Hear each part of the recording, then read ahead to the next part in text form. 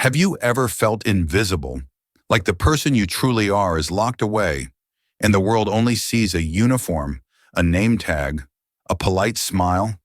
For one New York waitress, one single conversation, in a language she wasn't supposed to know, shattered that invisibility forever. It wasn't just about the words she spoke. It was about who was listening. What started as just another grueling shift ended with a choice that would catapult her from a world of cheap tips and exhaustion into a high-stakes game of justice, revenge, and unimaginable wealth. All because of a simple note left on a table by a silent billionaire. The ache began as a dull throb in the arches of her feet and radiated upwards, a familiar, unwelcome companion that signaled the end of another 14-hour shift. For Sophia Russo, the relentless rhythm of the gilded spoon had become the metronome of her life. The clatter of silverware, the murmur of conversations, the sharp ding of the service bell, a symphony of servitude. Tonight, a damp Tuesday in late October, the symphony was playing its final, weary notes. The gilded spoon, nestled in a quieter, moneyed corner of the Upper East Side, cultivated an air of understated luxury. It wasn't for the new money crowd who craved flashing cameras and ostentatious displays. It was for old money, the kind that whispered, wore impeccably tailored but decade-old coats, and judged a restaurant not by its trendiness, but by the consistency of its coq au vin and the discretion of its staff. Sophia had learned to be the epitome of that discretion. She was a ghost in a crisp black apron, her movements efficient, her smile pleasant but forgettable, her presence fading into the background like the soft jazz that trickled from hidden speakers. She was good at her job, not just proficient, but excellent. She anticipated a request for water before a glass was half empty, knew which patrons preferred their bread warmed but not toasted, and could navigate the cramped space between tables with the grace of a dancer, even as her muscles screamed in protest. But this excellence was a shield, a carefully constructed persona designed to make her invisible. Invisibility was safety. Only one table remained occupied. Table 7, a small two-top in the corner, with a clear view of the entire dining room. Its occupant was a man she knew only as Mr. Vance, Arthur Vance. He was a regular, appearing once or twice a week, always alone, always at this specific table. He wasn't like the other patrons. He was younger, perhaps in his late 40s, with a quiet intensity that seemed at odds with the relaxed atmosphere. His clothes were simple, dark, well-fitting sweaters and trousers, but the fabric held a quality that spoke of a different echelon of wealth than even the other diners. It was in the subtle details, the quiet tick of his Patek Philippe watch, the soft leather of the portfolio he sometimes placed beside him. He never made small talk. He ordered the same thing every time. Seared scallops to start, the roasted duck for his main, and a single glass of Sancerre. He read sometimes from a book, other times from documents in his portfolio, but mostly he watched. Sophia had the distinct impression that Mr. Vance wasn't just observing the room, he was dissecting it, analyzing the intricate social ballet of the staff and patrons with a cool, calculating gaze. It was unnerving, yet she felt a strange sort of kinship with his silent watchfulness. He saw the details just as she did. "Just Mr. Vance's check to close out, then we can start breakdown," sighed Robert, the floor manager, his tie loosened and his usual slick-back hair slightly askew. Sophia nodded, her body already anticipating the sweet relief of collapsing onto her lumpy mattress in her tiny queen's apartment. "Just one more check, one more polite, 'Thank you, Mr. Vance. Have a good evening.'" But the heavy oak door of the restaurant swung open, letting in a gust of chilly autumn air, and a man who immediately disrupted the tranquil end to the night. He was impeccably dressed in a charcoal suit that probably cost more than Sophia's monthly rent, with a silk scarf draped artfully around his neck. He had the sharp, aristocratic features and the air of casual arrogance that often accompanied inherited wealth. Robert intercepted him at the host stand, his managerial smile snapping back into place. "Good evening, sir. I'm afraid our kitchen is closing in 5 minutes."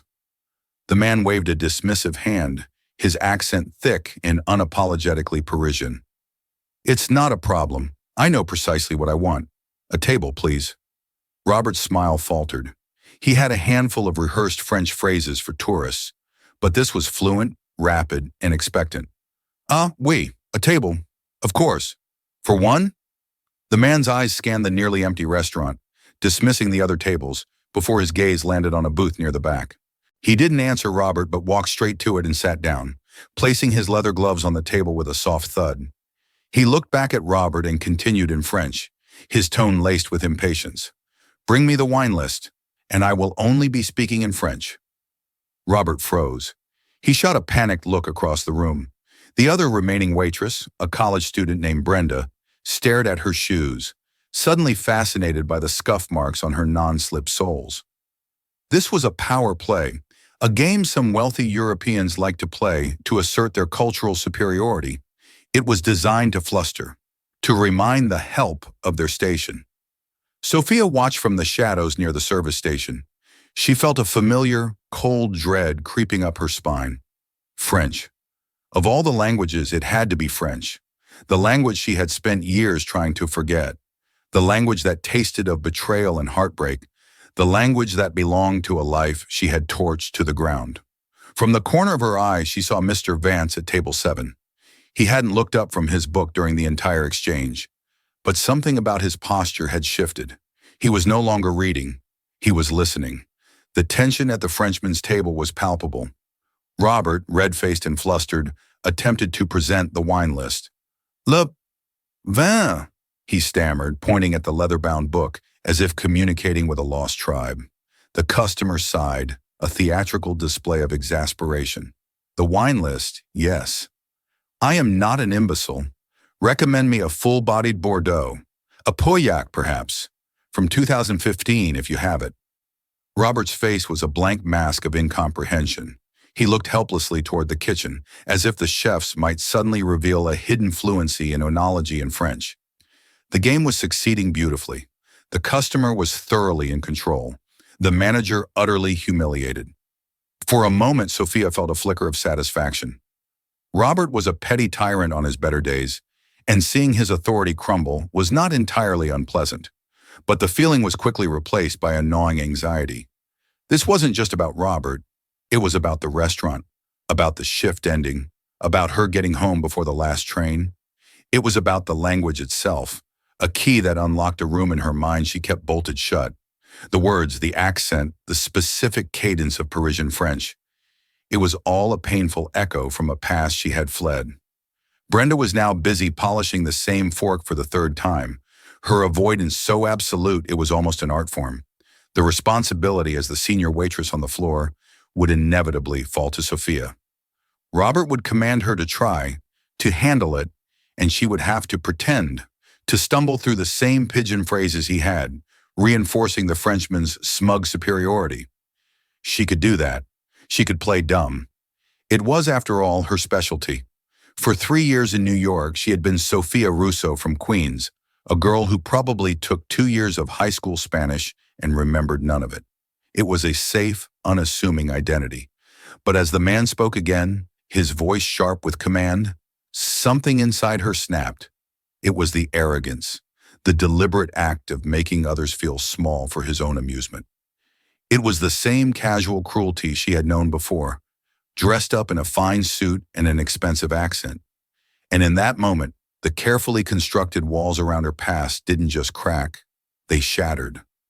She took a deep breath, the air feeling cool and clean in her lungs, and stepped out from the shadows of the service station. Her worn, comfortable shoes made no sound on the polished wooden floor. She walked directly to the table, her posture straightening, her shoulders pulling back. It was a subtle transformation, but a profound one. The weary waitress receded, and someone else, someone more formidable, took her place. She stopped beside the table and looked directly at the customer.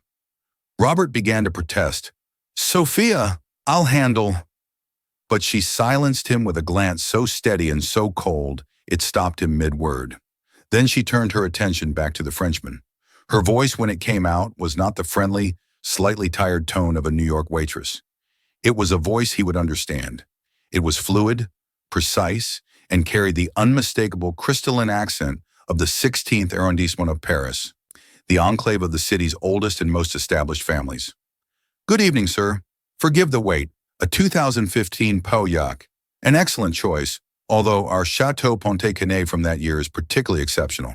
It has a depth that many critics found superior to its more famous contemporaries. Would you like me to describe it for you? The effect was instantaneous and absolute. The Frenchman's arrogant smirk vanished, replaced by a look of stunned disbelief. He stared at her as if she had sprouted a second head. Robert's jaw was slack, his eyes wide. Brenda had finally stopped polishing her fork and was gaping openly. But Sophia's focus was solely on the customer. She held his gaze, her expression unreadable. He recovered quickly, his eyes narrowing with suspicion. "You are French?" he asked, his tone shifting from dismissive to inquisitive. "No, sir. But I was fortunate enough to live in Paris for several years, long enough to appreciate a good wine and to recognize an accent." She let that last phrase hang in the air for a moment. A silent battle of wills was waged across the small table. He was reassessing her, his mind racing to categorize this sudden, inexplicable anomaly. A waitress in a middling New York restaurant who not only spoke perfect aristocratic French, but also possessed a nuanced knowledge of Bordeaux vintages? It didn't compute. "Very well. Bring me this Ponte Canet, and to eat, the beef filet with green peppercorn sauce. Rare." "Parfaitement, monsieur," Sophia said with a slight formal nod. She turned and walked away, her back straight, her steps measured. She didn't look at Robert or Brenda. She didn't dare. She felt as though she were walking on a tightrope, the carefully balanced pieces of her new life threatening to tumble into the abyss of her old one. She retrieved the bottle from the cellar, her hands moving with an old familiar confidence as she presented it, uncorked it, and poured a small amount for him to taste. He swirled the deep red liquid, sniffed it, and took a sip. He closed his eyes for a moment, then nodded. "It's as you said." "Exceptional." As she filled his glass, he leaned in slightly, his voice a low murmur. "Your face is familiar to me. Have we met before? Perhaps at the Dubois' home?"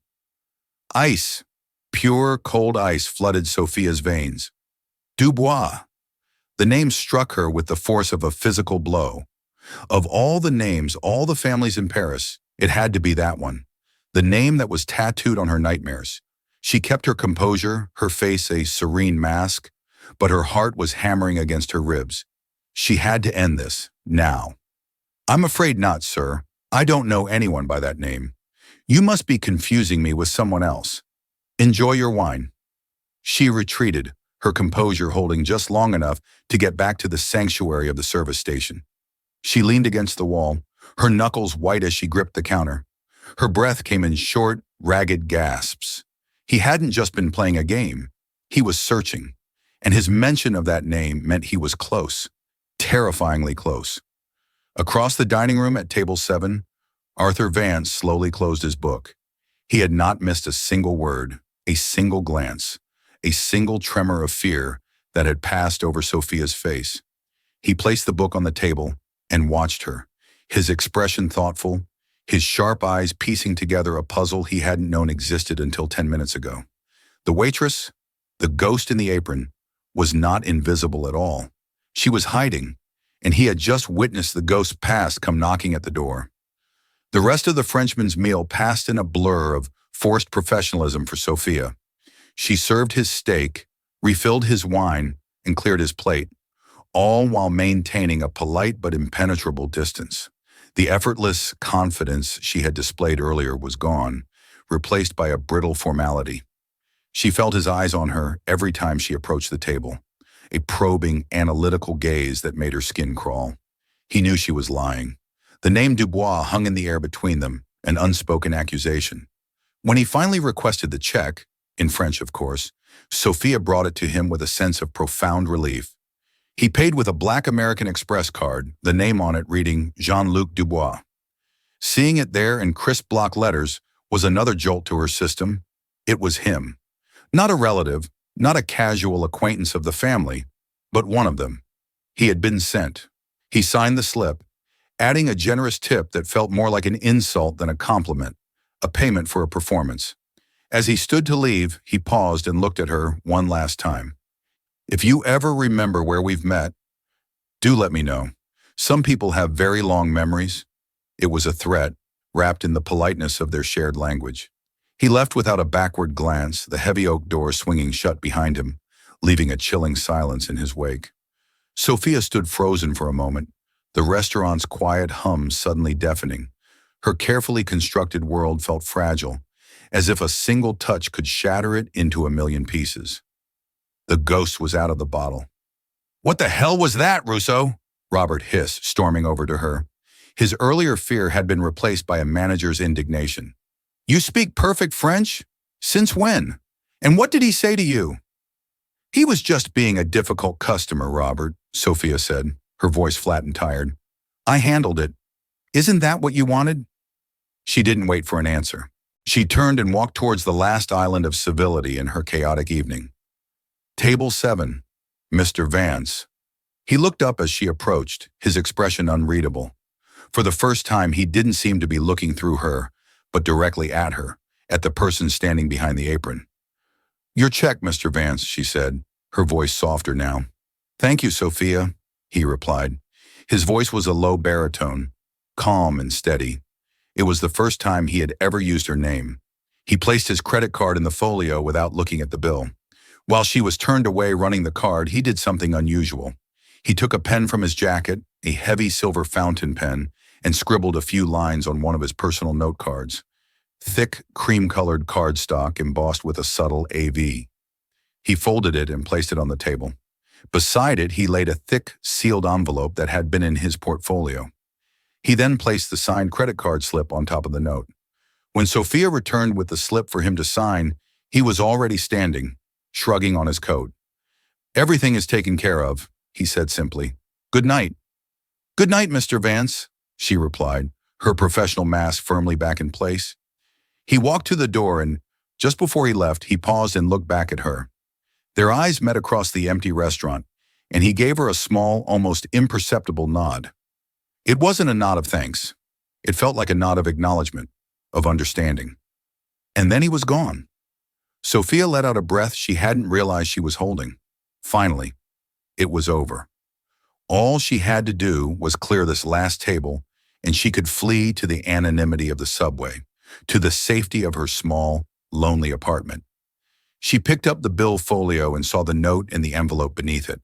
Her first thought was that he had forgotten them, but the credit card slip placed deliberately on top suggested otherwise. Her eyes glanced at the tip line. Her breath hitched. He had tipped $2,000. It was more than she made in 2 weeks. It was a mistake. He must have misplaced the decimal. Her hands trembling slightly, she picked up the folded note card. The paper was heavy and luxurious, a world away from the flimsy pads she used to take orders. She unfolded it. The handwriting was bold and decisive, black ink on cream paper. "Your accent is from the 16th arrondissement, but your fear has the unmistakable ring of Geneva. A talent like yours is wasted here. I have a proposition. The enclosed is for your time and to ensure your attention. Consider it a retainer. Geneva." The word seemed to leap off the page and strike her in the chest. Not Paris, Geneva. He knew. This quiet, watchful man, this Mr. Vance, knew where she was really from. He knew what she was running from. Jean-Luc's mention of Paris had been a feint, a test, but this man, he knew the truth. Her heart pounded a frantic, terrified rhythm.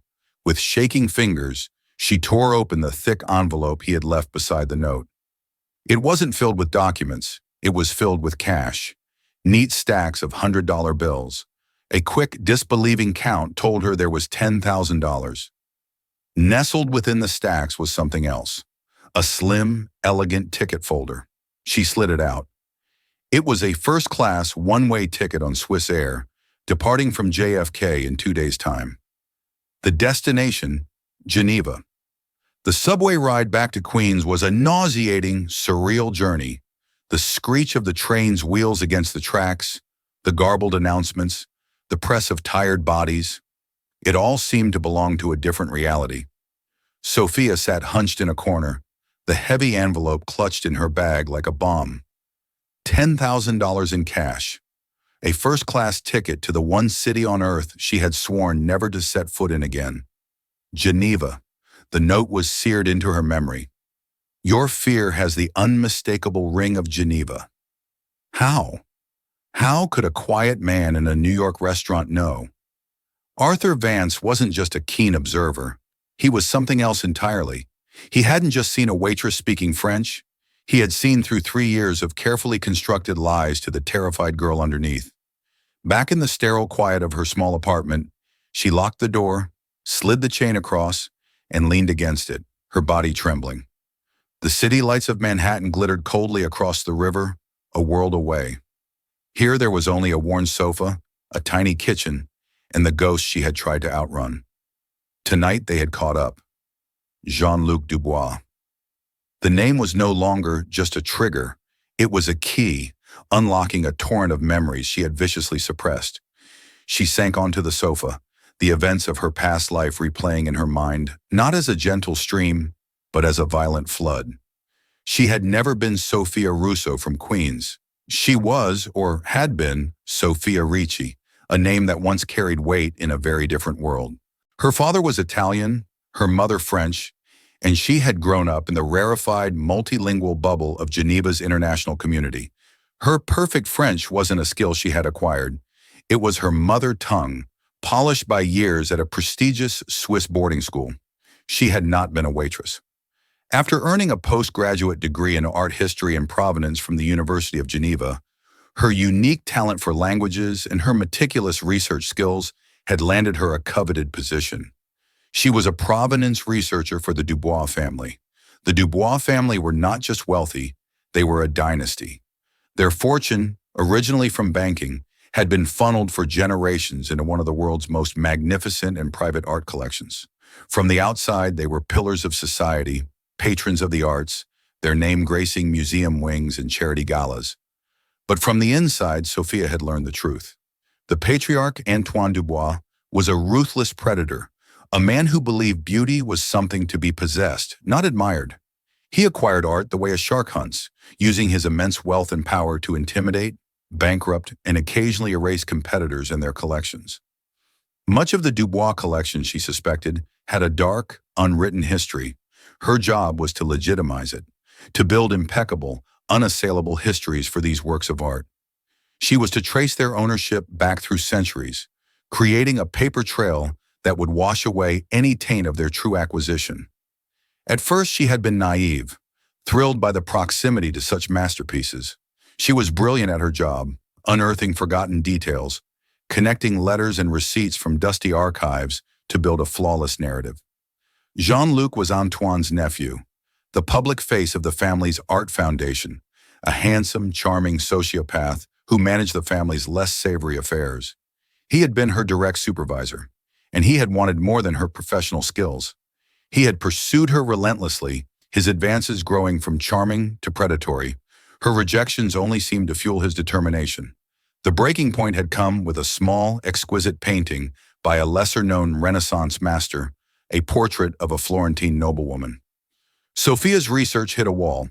She found a clear record of its ownership by a Jewish family in Vienna until 1938, at which point the trail went cold, only for the painting to resurface in a private Swiss collection in the 1950s, a collection later acquired in its entirety by Antoine Dubois. She knew what that gap meant. The painting was Nazi loot, stolen from a family who likely perished in the Holocaust. She presented her findings to Jean-Luc, expecting him to be concerned. He had simply laughed. He told her to fix it.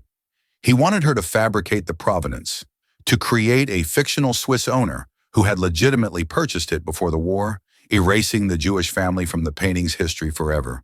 When she refused, her world imploded. It was swift and brutal. Within a week, a formal accusation was made against her. They claimed that she had been the one attempting to falsify the documents for a painting she had damaged through careless handling, and that she had tried to blackmail the family when they discovered her fraud. They produced forged emails, coerced statements from junior staff. She was ruined, professionally discredited, facing legal action, and trapped by the Dubois family's immense influence in Switzerland. Jean-Luc had made her a final, chilling offer. Marry him, and all of this would disappear. She would become part of the family. Her silence and compliance bought and paid for. That night she had vanished. With a few €1,000 she had saved and a fake ID she bought from a man in a Geneva dive bar, she became Sophia Russo. She took a bus to Lyon, a train to Paris, and a flight to New York. She had chosen the life of a ghost, of an invisible waitress, because it was safe. No one would look for the brilliant, disgraced art historian Sophia Ricci in the worn-out apron of Sophia Russo, until now. Jean-Luc's appearance wasn't a coincidence. They were still looking for her. Perhaps they feared she had evidence. Perhaps it was simply Jean-Luc's wounded pride. His memory threat was a promise that the hunt was not over. And then there was Arthur Vance. This was the most terrifying piece of the puzzle. His note wasn't a romantic whim. It was a summons. It was a calculated move by a man who knew far more than he should. The money wasn't a tip. It was exactly what he called it, a retainer. He was hiring her. But for what? Was he an ally of the Dubois? An enemy? A law enforcement agent? The ticket to Geneva wasn't an invitation. It was a challenge. A dare. Stay here, wait for Jean-Luc and his family's long reach to find you, and drag you back, or fly into the belly of the beast on your own terms. Sophia looked at her reflection in the dark window. The face that stared back was pale and frightened.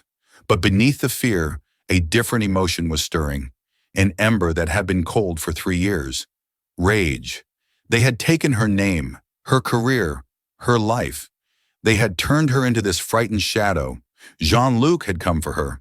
But Arthur Vance was offering her a weapon, a dangerous, unknown weapon, but a weapon nonetheless. To stay was to be a victim forever. To go was to fight back. Her decision crystallized with cold, hard clarity. She walked over to her small closet and pulled out a dusty, forgotten suitcase from the top shelf. She was done running. Whatever game Arthur Vance was playing, she was about to become a player. The next 48 hours passed in a state of hyper-aware, dreamlike activity.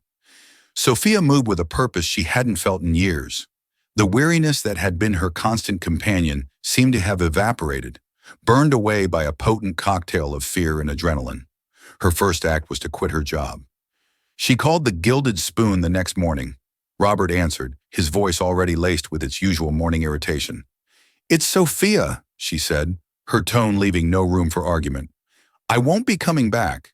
Consider this my resignation, effective immediately." There was a stunned silence on the other end, followed by a sputtering, "You can't just... We're short-staffed. What about your final paycheck?" "You can mail it," Sophia said, and hung up before he could protest further. The small act of defiance was intoxicating. For 3 years, she had been at the mercy of shift schedules and petty managers. Now she was beholden to no one but herself and the mysterious Mr. Vance. Packing was a strange, almost archaeological dig through the life she had built. The waitress uniforms went into a garbage bag. The well-worn non-slip shoes followed. It was a shedding of a skin, a deliberate erasure of Sophia Russo. What remained was sparse. A few sets of simple, anonymous clothes, some books, and a small, locked wooden box at the back of her closet. She hesitated before opening it. Inside were the last remnants of Sophia Ricci, her university degree, a photograph of her smiling parents, both gone now for over a decade, and a single USB drive. On it was all her research on the Florentine portrait, the legitimate research, the evidence of the Viennese family, the records she had found, the proof of the theft. She had copied it in a moment of desperate foresight the night before she fled Geneva. It was her only proof, her ace in the hole, a card she never believed she would have the chance to play. She slipped the drive into her pocket. As she prepared to leave her apartment for the last time, she reviewed the contents of the envelope from Arthur Vance again, the ticket, the cash, and something else. Tucked inside a small flap of the ticket folder, something her panicked mind had missed the night before, was another piece of the same heavy cream-colored cardstock. It was smaller than the first note. On it, in the same bold black ink, was a single address in Geneva's Vieille Ville, the old town, and a time, 15, Friday. No other name, no explanation, just a location and a deadline. The mystery deepened, solidifying her feeling that this was not a whim, but a meticulously planned operation. The $10,000 was a powerful tool. She paid her landlord 2 months' rent to break her lease, leaving the key on the counter of the empty apartment. The rest of the cash, a formidable-looking brick of $100 bills, she secured in a money belt beneath her clothes. She was leaving nothing behind, burning the bridge of her New York life as thoroughly as she had burned her Genevan one. The journey to JFK Airport was the inverse of her ride home the night before. She took a cab, the city flashing by her window not as a threat, but as a backdrop to her own unfolding drama. At the Swiss Air counter, she checked in at the first-class desk. The agent was deferential, her smile genuine. The experience was jarringly familiar, a taste of a life she once took for granted. On board the aircraft, she was led to a private pod, a sanctuary of beige leather and polished wood. A flight attendant offered her champagne, addressing her as Miss Russo. The irony was not lost on her. She was flying back to confront her past under the very name she had created to escape it. As the plane ascended, banking over the vast expanse of the Atlantic, New York became a shrinking constellation of lights below. The sheer unreality of the situation washed over her. 2 days ago, her biggest concern had been whether her tips would cover her utility bill. Now she was flying first class into the heart of a conspiracy, armed with a thumb drive and a cryptic note from a billionaire she barely knew. Who was Arthur Vance? The question hammered at her throughout the 7-hour flight. Was he connected to the art world? His knowledge of her Genevan past suggested a deep level of intelligence gathering. Was he law enforcement, building a case against the Dubois? Unlikely. His methods, the cash, the secret note, felt too unorthodox, too personal. Could he be a rival? Someone the Dubois family had wronged, who was now seeking his own form of justice. This seemed the most plausible. He was recruiting her not as a witness, but as a soldier. Sleep was impossible. She watched the flight path on the screen in front of her, each mile covered bringing her closer to the source of her fear. But with that fear came a cold, sharp resolve. The Dubois family, and Jean-Luc in particular, had counted on her being a perpetual victim, a frightened girl who would stay hidden in the shadows forever. They had underestimated her. Perhaps Arthur Vance had too. She wasn't just the key to a locked history, she was a woman with a score to settle. The waitress was gone. Sophia Ricci was back, and she was flying home for a reckoning. Geneva greeted her with a crisp, clean autumn air that was achingly familiar. The sky over the lake was a piercing blue, and the jet d'eau plumed majestically in the distance. For any other visitor, it was a picture of serene European elegance. For Sophia, every landmark was a memory, every street corner a potential ghost. The city itself felt like a cage she had willingly flown back into. She took a taxi from the airport, the driver's gentle French a stark contrast to the aggressive Parisian accent of Jean-Luc. She gave him the address from Arthur Vance's note, a street in the heart of the Vieille Ville, the city's charming, labyrinthine old town. Its cobblestone streets and ancient buildings were the historic soul of Geneva, a place of antique shops, hidden courtyards, and immense, silent wealth. The taxi dropped her at the corner of a narrow, quiet street. The address was not a corporate tower or a grand mansion. It was a discreet, elegant storefront with a simple, sandblasted name on the glass, Galerie Vance. The letters were subtle, almost invisible unless you were looking for them. An art gallery, a private one by the looks of it. The windows were tastefully curtained, offering no glimpse of the interior. Sophia's heart hammered against her ribs. Vance wasn't just connected to the art world, he was a part of it. A major part if he could afford a gallery in one of the most expensive pieces of real estate in Geneva. She checked her watch. It was 2:58 p.m. Punctuality was a Swiss virtue she had never lost. Taking a deep breath to steady her nerves, she pushed open the heavy wooden door. A small bell chimed softly. The interior was not what she expected. It wasn't a bright, white-walled gallery space for public viewing. It was more like a private study or museum's conservation room. The lighting was low and warm, illuminating walls lined not with paintings, but with floor-to-ceiling bookshelves filled with rare art historical texts and auction catalogs. In the center of the room, on a large climate-controlled table, a 17th century Dutch still life lay under the bright, focused light of a work lamp. And standing beside it, examining the canvas through a magnifying loupe, was Arthur Vance. He was dressed much as he had been in the restaurant, in a simple cashmere sweater and dark trousers. Here, in his own environment, the quiet intensity she had observed in New York was magnified. He was a man completely in his element, a predator in his natural habitat. He looked up as the door chimed, his gray eyes calm and assessing. There was no surprise in his expression. He had expected her. "Ms. Russo," he said, his voice the same steady baritone. "Or do you prefer Ricci? I imagine we can dispense with the charade now." Sophia's hand instinctively went to the USB drive in her pocket. "Who are you?" she asked, her voice tight. "I am what you see," he said, gesturing around the room. "A collector, a dealer, a student of beautiful things." He placed the loupe carefully on the table. "And I am a man who has been searching for Sophia Ricci for a very long time." "Why?" "Because you and I have a shared interest," he said, his gaze sharp and direct. "The Dubois family, more specifically their collection, and even more specifically, the methods by which they have amassed it." The confirmation sent a shiver through her. He was a rival. "You're a competitor." A dry, humorless smile touched his lips. "You could say that, though I prefer to think of myself as a corrective force. Antoine Dubois and I have been on opposite sides of auction blocks and private sales for 20 years. He believes art is a commodity to be conquered. I believe it is history to be preserved. Our philosophies are incompatible."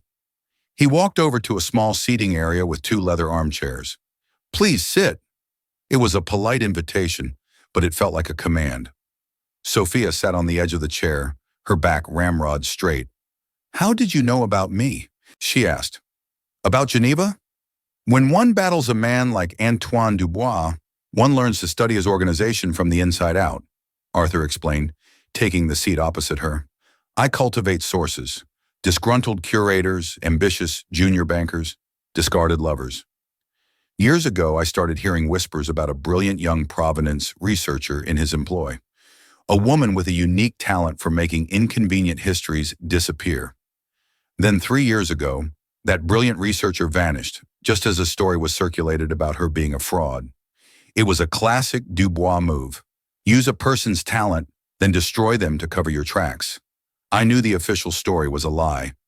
I began searching for you then." "But you never found me," Sophia stated. "No, you were very good at becoming a ghost," he conceded, "until 2 nights ago. Imagine my surprise when I'm sitting in my usual spot in a New York restaurant and I hear a waitress whose face I have seen 100 times suddenly speak flawless, aristocratic French to a man I recognize instantly as Jean-Luc Dubois. The coincidence was staggering.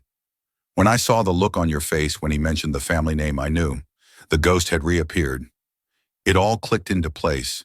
The entire encounter had been a bizarre cosmic accident that had delivered her directly to the one man in the world who was looking for her. Jean-Luc's appearance wasn't a coincidence for him, though," Arthur continued, his eyes hardening. "He was there to confirm your identity. The Dubois family is preparing for something big, a major sale. They needed to be sure their loose ends were tied up. They needed to know if Sophia Ricci was still a threat. This was the final, devastating piece of the puzzle. The big twist she hadn't seen coming. Her old life wasn't just haunting her, it was directly impacting her present danger. My job, my real job," Sophia began, her voice barely a whisper, "was not just about translation. I was a Provenance researcher. I traced the history of art. They fired me. They ruined my name because I discovered one of their prize paintings was stolen. Nazi loot, taken from a family in Vienna." Arthur Vance leaned forward, his calm demeanor replaced by a sudden predatory stillness. "A small portrait? Florentine school? A noblewoman with a distinctive ruby pendant?" Sophia stared at him, speechless. "How?" "Because I know the painting," Arthur said, his voice low and intense. "I have been hunting for that specific piece for a decade on behalf of the heirs of the original owners, the Kellerman family. It is the key to everything. It is the one piece whose theft is so blatant, so well documented before it was stolen, that if it were to be exposed, the entire Dubois collection would come under scrutiny. It would trigger investigations, lawsuits. It would be the thread that could unravel their entire criminal empire. He stood up and walked back toward the table, his back to her. Jean-Luc isn't just trying to intimidate you. The Dubois family is preparing to sell that painting. Quietly, through a black market auction to a buyer who won't ask questions. They sent Jean-Luc to New York to confirm you were neutralized, that you were just a waitress, no longer a threat. Your little performance in the restaurant told them the opposite. It told them you were still formidable, and now they are terrified. He turned back to face her, his eyes blazing with a cold fire. That is why I brought you here. I am not offering you a job, Ms. Ricci. I am offering you a partnership. I have the resources, the access, the power, but you have the one thing I do not. Intimate knowledge of the Dubois operation and the irrefutable proof of their crime, which I suspect you were clever enough to keep. He glanced at her pocket, the one containing the USB drive. I don't need a waitress. I need a provenance expert. I need Sophia Ricci. I need you to help me not only recover that painting, but to destroy the House of Dubois once and for all. The gravity of Arthur's proposition filled the quiet gallery, a tantalizing blend of peril and promise. This was no fairy tale rescue. It was a declaration of war. He wasn't a prince coming to save her, but a general offering a weapon and pointing her toward the enemy's fortress.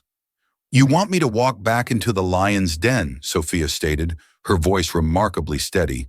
You want me to face the family that ruined my life. I want to give you the means to burn that den to the ground, Arthur countered, his tone clinical and direct. This is not about sentiment, Miss Ricci. It is about strategy and rage. I find rage to be an excellent motivator. He was right. The fury she had suppressed for 3 long years now had a purpose. It was a cold, clarifying force. This is personal for you too, she said, cutting through the emotion. This isn't just about preserving history. A flicker of something raw and unguarded crossed Arthur's face. Let's just say Antoine Dubois cost me something far more valuable than a painting many years ago. I intend to collect on that debt. He swiftly regained his composure. But for you, the terms are more tangible. The Kellerman heirs have posted a substantial recovery reward for the painting, 10% of its market value. At current estimates, that would be a share of roughly 5 million euros. The sum was staggering, almost meaningless in its scale, but it wasn't the money that seized her attention. More importantly, Arthur continued, his eyes locked on hers, I will provide you with the platform and legal backing to present your evidence. My legal team will ensure it reaches international art crime units, bypassing the compromised local authorities. When we are done, your name will be cleared. The world will know that Sophia Ricci was not a fraud, but the woman who exposed one. Vindication, the chance to reclaim her name, her reputation, her very self. That was worth more than any fortune. It was everything. The path was terrifying, but the destination was a life she thought she had lost forever. What do you need me to do? She asked. A slow, satisfied smile, the look of a chess master seeing victory, spread across Arthur's face. First, we establish your new identity.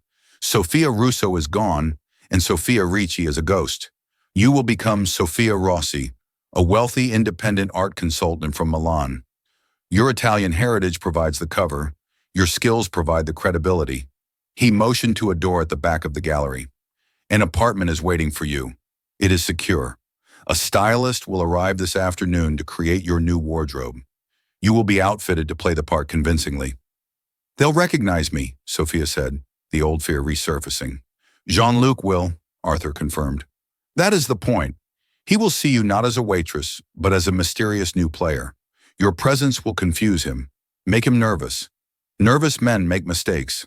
As for Antoine, he is arrogant. He remembers a frightened girl he destroyed, not the woman you will become.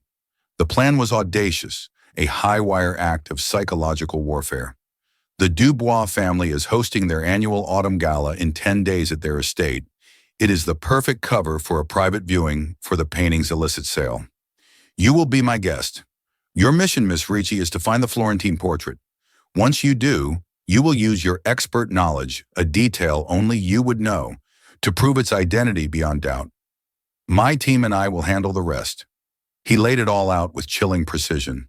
The jet ticket wasn't a gift. It was her admission to a deadly theater. Sophia stood up, her decision absolute.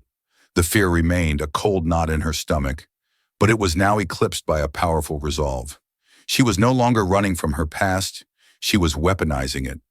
She reached into her pocket, pulled out the USB drive, and placed it firmly on the table between them. "This is my original research," she said, her voice clear and strong.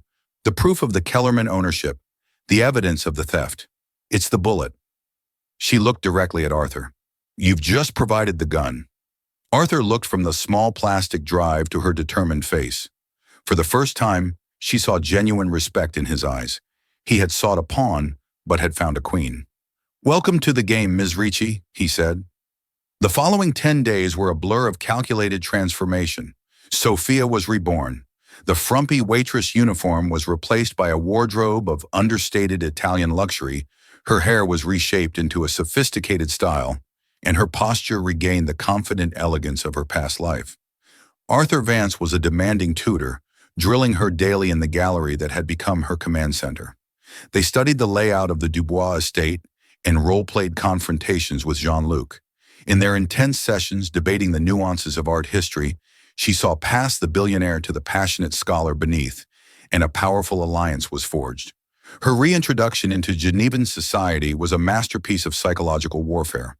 Arthur escorted her to a high-profile gallery opening where they inevitably encountered Jean-Luc. His shock was visible. He saw the New York waitress, but she was now Sophia Rossi, a Milanese consultant draped in couture, standing beside the formidable Arthur Vance. When he approached, Sophia dismissed him with an icy coolness that left him bewildered and furious. The game was afoot. The night of the Dubois Autumn Gala was electric with tension. The estate was a palace of light and music, a gilded cage teeming with European high society. Sophia, stunning in a simple black gown, entered on Arthur's arm, her fear now a sharpened tool. She spotted their quarry, Antoine Dubois, charming a potential buyer, a Russian oligarch Arthur had identified. "That's our target," Arthur murmured. "He'll show him the painting tonight." An hour later, Antoine discreetly led the Russian down a private corridor toward the library. Seizing the moment, Arthur created a small diversion, allowing Sophia to slip away unnoticed. She followed them, her heart pounding. The library was the heart of the Dubois collection. And there, on a velvet-draped easel, was the Florentine portrait, its subject's gaze full of melancholy. Hiding behind a bookshelf, Sophia listened as Antoine assured the Russian of the painting's impeccable provenance. This was her moment. She stepped from the shadows. "Is it Antoine?" she asked, her voice ringing through the silent room. Antoine spun around, his face a mask of rage. "You!" he hissed. "You remember me," Sophia said with a cold smile. "I'm afraid your impeccable research missed a key detail, a flaw only the true historian would know." She addressed the oligarch directly. In a letter, the artist mentioned adding a tiny hairline crack to the ruby pendant as a private joke, a symbol that even beautiful things are imperfect. "Of course," she added, her voice dropping, "you won't find it on this canvas, because this is an exquisite fake."